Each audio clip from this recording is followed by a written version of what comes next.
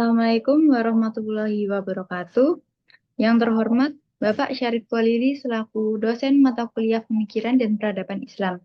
Perkenalkan, saya Siti Rahma Amisya Ayu, mahasiswa dari Prodi Akuntansi Fakultas Ekonomi Universitas Islam Majapahit.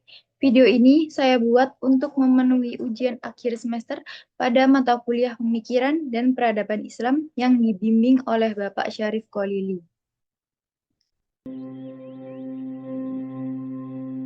Islam masuk ke semenanjung Iberia pada tahun 711 Masehi saat pasukan Muslim dari Afrika Utara yang dipimpin oleh Torik bin Ziyad menyeberangi Selat Gibraltar. Konon, beliau memerintahkan agar kapal-kapal yang mereka tumpangi dibakar, sebagai tanda bahwa tidak ada jalan kembali selain menaklukkan wilayah yang ada di depan mata. Dari sinilah kisah Al-Andalus dimulai, sebuah wilayah yang kemudian menjadi simbol kegemilangan Islam di Eropa Barat.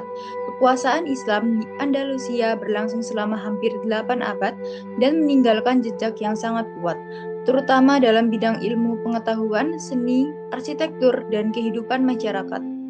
Andalusia bukan sekedar daerah kekuasaan, ia adalah pusat peradaban.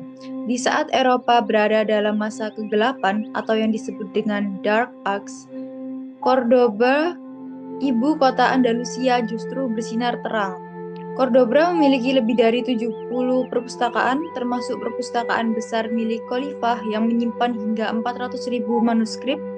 Di kota ini juga berdiri Universitas Cordoba, tempat para pelajar dari berbagai belahan dunia datang untuk menuntut ilmu.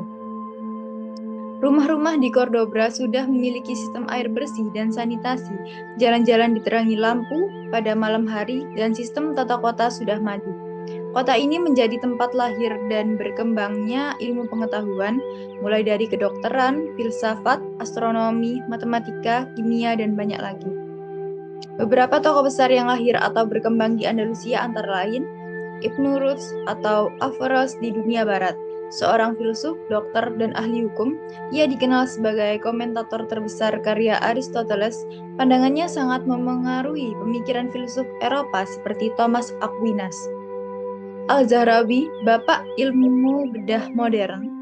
Beliau menulis kitab Al-Tasrif yang berisi penjelasan alat-alat bedah dan prosedur medis. Karyanya menjadi rujukan utama di Fakultas Kedokteran Eropa selama lebih dari 500 tahun. Kemudian ada Abbas bin Firnas, tokoh eksperimental dalam bidang teknik penerbangan. Ia pernah merancang alat terbang dan mencobanya langsung.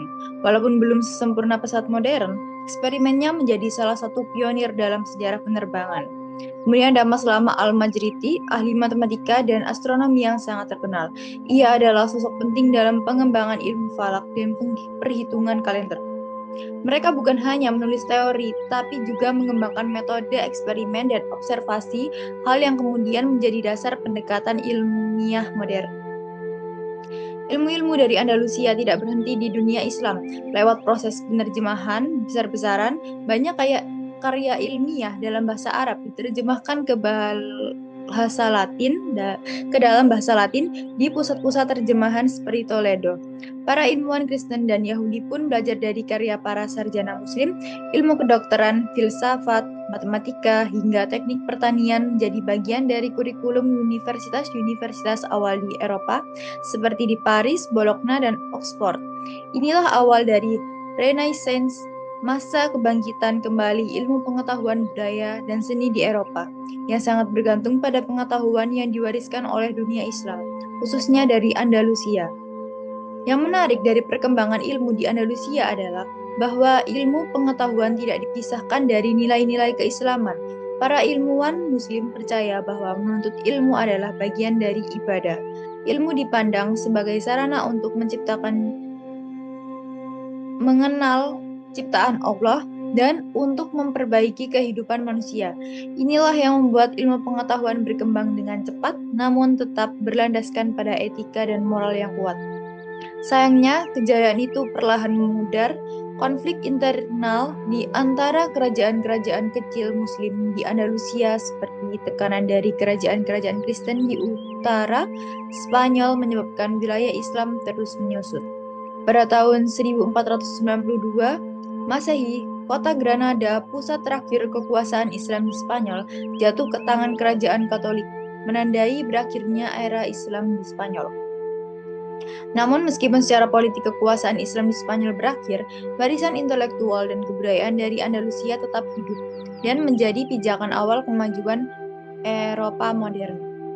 Dari kisah Andalusia, kita belajar bahwa Islam pernah menjadi cahaya peradaban dunia, bukan karena kekayaan, bukan karena kekuatan militer semata, tetapi karena kekuatan ilmu dan akhlak. Andalusia menunjukkan bahwa Islam bisa membawa kemajuan, toleransi, dan keindahan dalam kehidupan masyarakat yang beragam. Sebagai generasi muda, kita perlu mengambil inspirasi dari sejarah ini bahwa umat Islam pernah menjadi pelopor peradaban dan tugas kita ke depannya adalah melanjutkan estafet kejayaan itu. Tentu dengan menyimbangkan ilmu, iman, dan akhlak. Sekian yang bisa saya sampaikan. Terima kasih. Wassalamualaikum warahmatullahi wabarakatuh.